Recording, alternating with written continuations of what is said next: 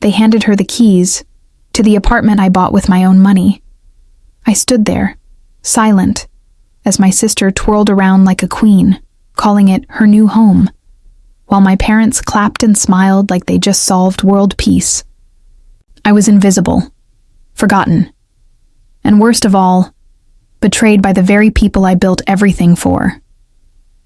Before I continue, if this shook you even a little, make sure you subscribe.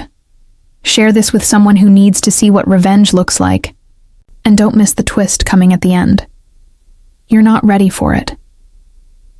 It started 3 years ago. I was working double shifts at a mechanic's garage, studying at night, skipping meals just to save every penny. No parties, no vacations, just grit. And every single time I came home, I'd hear the same words from my parents. Your sister is the real hope of this family. They never said it to my face, but their eyes screamed it. I was always second, the backup plan. The one they forgot existed until they needed something. Still, I kept going. I saved for years, sold my bike, took a side job fixing broken electronics. And finally, I bought the apartment. It wasn't a palace, but it was mine.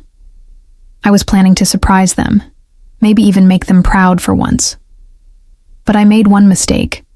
I told them first. They said they wanted to help with the paperwork. I believed them. I trusted them. And that was the last time I saw the ownership papers in my name. 2 weeks later, they invited the whole family. Balloons, cake, music. I thought it was a celebration for me. But when I walked in, it was a housewarming party. For my sister. She was holding a wine glass, giving a fake emotional speech. "Thank you, Mom and Dad, for this beautiful gift," she said, smiling directly at me. Not a flicker of shame. My uncle clapped, whispering to his wife. She always was the smartest one. My aunt laughed and said, "At least now she'll stop crying about her failed marriage." They didn't know that the apartment had one more room no one had seen yet, and what was inside would change everything. Everyone was busy cheering for her fake victory, but I didn't say a word. I just smiled and walked toward the locked room at the back of the apartment. People thought it was just a storage space. No one even noticed me grab the key from my pocket, the only key I never gave away. I turned the lock slowly, making sure every click echoed. Heads began to turn. Conversations stopped. My parents looked confused. My sister's smile froze. Then, I opened the door.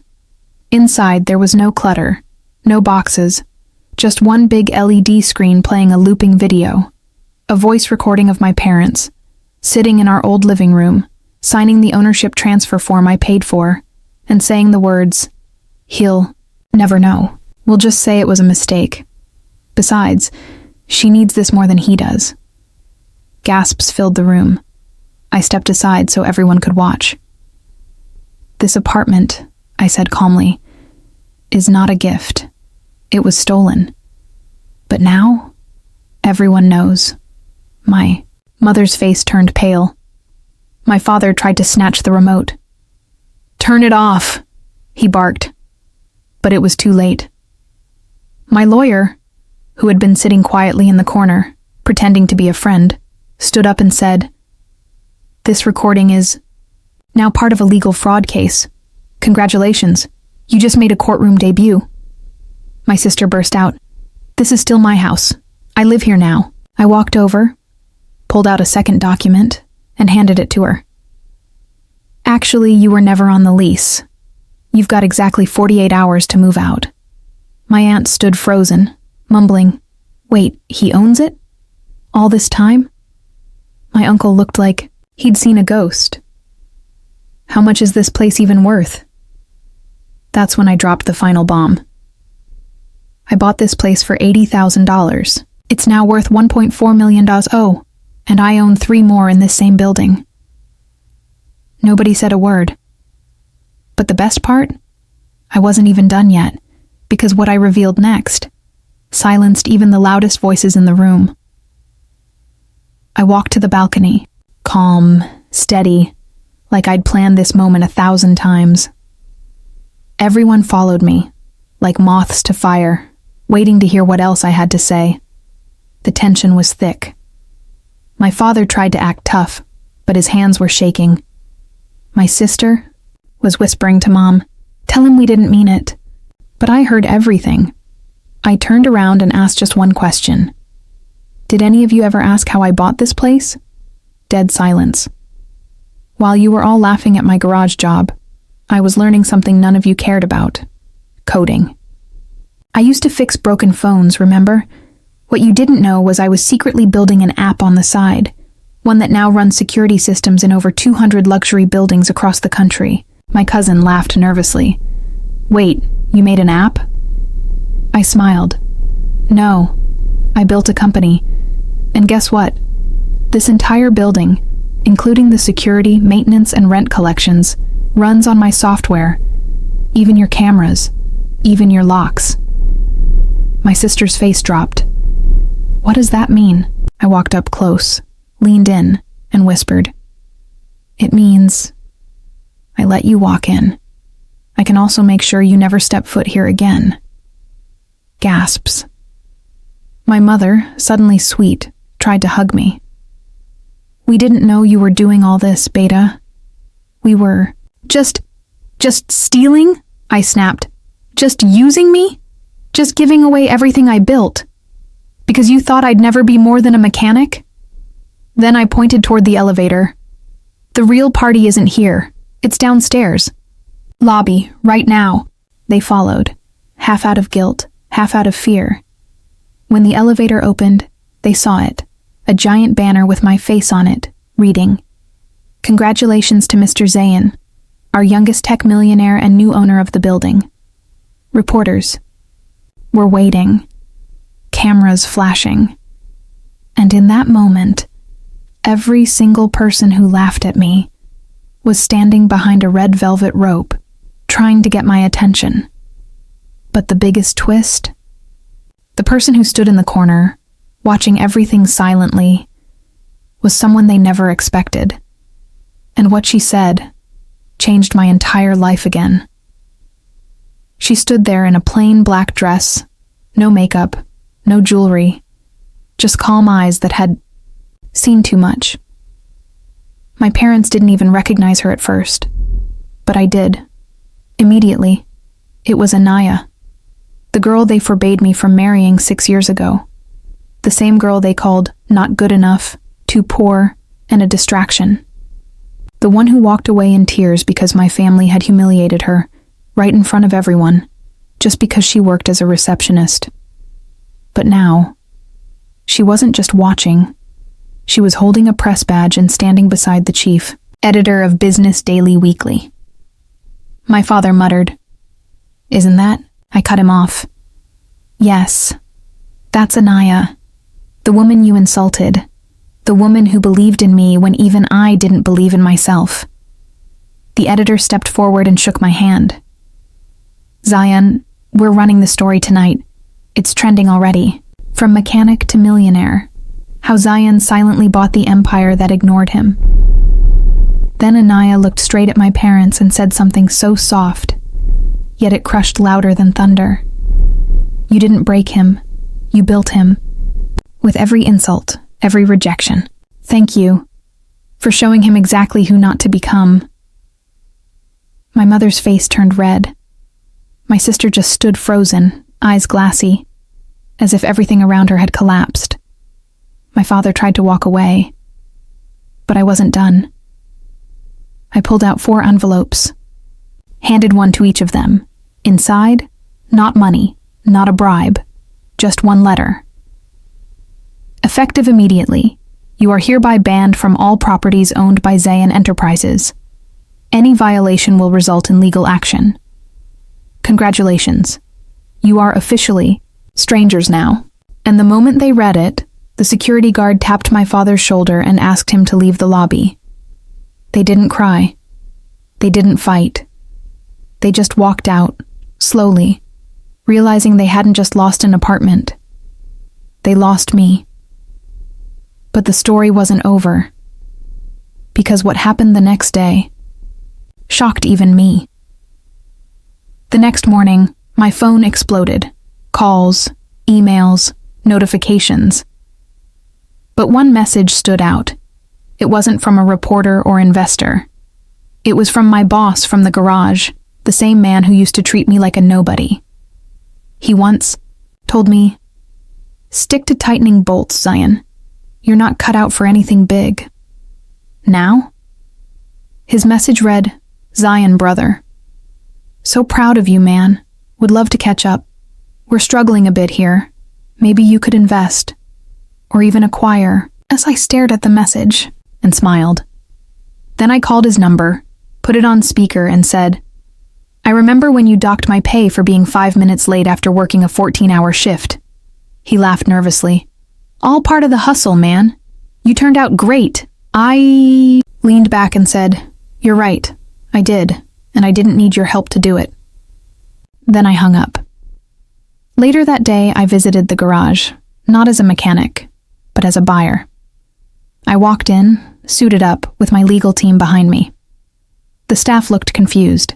The same man who once made me mop oil off the floor now stood frozen, shaking my hand with trembling fingers. "I'm buying this place," I told him. "Not to run it, but to shut it down." He stammered, "You can't. This is my—" I cut him off, calm but sharp. "Check your bank account. I already wired the money. It's mine now." He ran to his office, checked his phone, and his face fell. It was true. He looked up at me like I was some kind of ghost. "Why? Why would you do this?" I smiled. "Because sometimes silence isn't weakness. Sometimes it's just a quiet storm." I turned around and walked out. The same oil-stained floor now felt like a red carpet. But as I reached my car, there was one last surprise waiting for me. An envelope, placed gently on the windshield. No name, just one line on the front. "You thought the betrayal was over?" And inside was a secret that turned everything upside down. I tore the envelope open, heart pounding. The handwriting was shaky, like someone wrote it in panic. Inside was a single photo. Old, grainy, but instantly recognizable. It was me, 12 years ago, sitting at a roadside tea stall, laughing. But what caught my eye wasn't me. It was the man sitting across from me. My uncle. The same uncle, who always claimed he had nothing to do with our family problems. The one who acted like the neutral guy. Peacemaker. Innocent. But in the photo, he was holding a contract. My contract. And suddenly, memories came flooding back. That day, I'd just told him I was saving for something big, that I wanted to buy a small plot to build my future. I had no clue he had secretly recorded that conversation and passed the information to my parents. He was the missing link. The betrayal wasn't just my parents. It was engineered. The back of the photo had a note. "He's the one who told them everything. The mole in your life. Be careful who smiles too much." I looked up, and across the street, I saw him, standing next to a car, watching me. When our eyes met, he didn't flinch. He just got in and drove off. That night, I couldn't sleep. I kept replaying every memory, every friendly advice he gave me, every fake laugh, every time he said, "You're like a son to me." He knew everything. My plans, my savings, even the apartment before anyone else. I called my lawyer immediately. "We need a full audit. Go back 5 years. Check for any document leaks, financial transfers, anything unusual connected." To him, the next morning, the truth hit like a hammer. My uncle had sold my blueprints, not just for the app, but for the entire building automation system I created. He'd leaked them to a foreign firm 2 years ago, and they'd made millions off. A stolen version. I was in disbelief, but I wasn't going to cry this time. I was going to end him, publicly, legally, and brutally, and the plan I made next was the most dangerous move of my life. I knew I couldn't just confront him and scream. That's what he expected, a storm of anger, an emotional meltdown. But I wasn't that kid anymore. I'd learned something more powerful than rage. First, I leaked a rumor. Quietly. Subtly. I made sure it reached the ears of the same foreign firm that bought my stolen blueprints. A whisper that their exclusive system had a legal owner and a lawsuit pending. Within 48 hours, I received an urgent meeting request. They wanted to settle. I agreed. On one condition. The meeting happens at my building, in front of everyone. They didn't know it, but this wasn't just business anymore. It was the final scene. I called my uncle personally, calm, gentle. I'd love for you to come, Chachu. The investors you introduced me to are visiting. You deserve the credit, right? He walked in smiling, like a man arriving to collect praise. He had no idea I'd already wired the room with cameras. Live streaming straight to my YouTube channel, where over 800,000 of my followers were watching in real time. The foreign firm's rep spoke first. We want to settle. We didn't know the designs were stolen. We're willing to compensate. Nodded. You'll pay me what I'm owed, and publicly confirm where you got the source material. The rep turned slowly to my uncle, his face twisted. He stood up. This is insane. I didn't steal anything. You gave me those files, remember? I didn't even blink. You mean the files watermarked with my company's encryption? The ones only accessible through my personal system? You really think I didn't prepare for betrayal? Then I played the clip. It was a screen recording from 2 years ago, showing my uncle copying the blueprint files onto a USB drive, while I was asleep on the couch next to him during a family trip. The room went silent. The investors turned cold. The lawyers took notes. And my uncle, he sat down like a man who knew the end had arrived. I stood, adjusted my jacket, and dropped the final blow. You once told me, in this family, power stays at the top. You were right. But you forgot. I rebuilt the top floor. And just like that, I filed the lawsuit, froze his accounts, and had him removed from every board he secretly held in my name. But even I didn't know that someone else in the family had been playing a long game too. And what they revealed next changed everything I thought I knew about my past. That night, as I sat in my apartment, quiet finally returning after weeks of war, I heard a knock on the door. I expected a delivery, but when I opened it, my grandfather was standing there, eyes old but sharp, voice tired but steady. The man who'd stayed silent through everything. Never took sides, never said much. Until now. I need to tell you something, he said, stepping inside without waiting for permission. Something your parents, your uncle, even I kept from you. I braced myself. He handed me a dusty leather folder, thick with papers yellowed by time. These are your father's original business documents, back when he and I built our first shop together.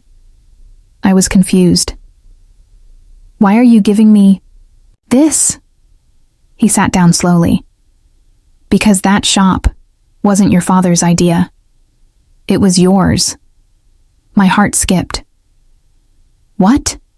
He looked up. You were just 9 years old. You saw me repairing watches and you said, "Why don't we open a place where we fix everything?" I laughed. But you were serious. You drew a layout, wrote a list. Your father stole that idea, passed it off as his own. I stayed quiet, because I didn't want the family to break. My mouth went dry. You always had the vision. Always. But everyone wanted credit. Except you. That's why they hated you more than they loved themselves. He paused, then added, and that's why I transferred my entire estate to you.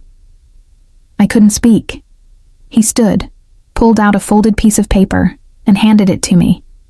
It was a will, signed, stamped, making me the legal heir to 8 properties, 2 ancestral homes, and shares in companies I didn't even know existed. But why now?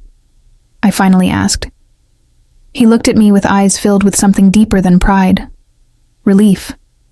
Because now you're strong enough to protect what's yours, and wise enough to know what to destroy, and what to forgive. I nodded, emotion rising in my throat. He walked to the door, then stopped and said one last thing. This family tried to bury you, but they didn't know. You were the seed. And as the door closed behind him, I realized my story didn't end with revenge. It began with rebirth, a rise so loud Didan the whole world would hear it. And for the first time in my life, I smiled, not out of pain, but peace.